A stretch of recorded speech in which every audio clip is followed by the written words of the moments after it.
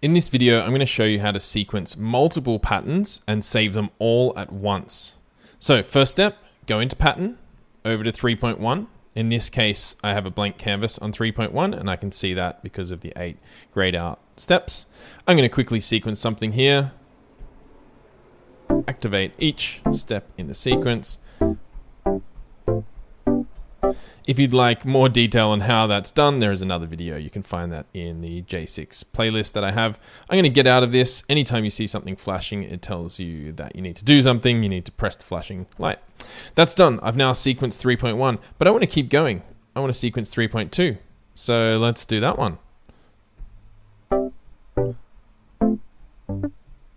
Whoops, that one missed. A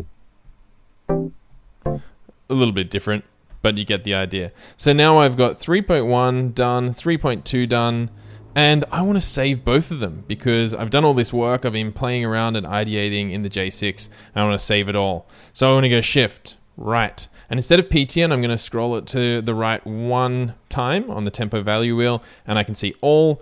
I've got Exit, no, or Enter, yes. I'm going to hit Enter, yes, and that is done. Now when I turn off the J6 and turn it back on, wait for it to load up. Head over to pattern 3.1. Here it is. It's done. It's in there.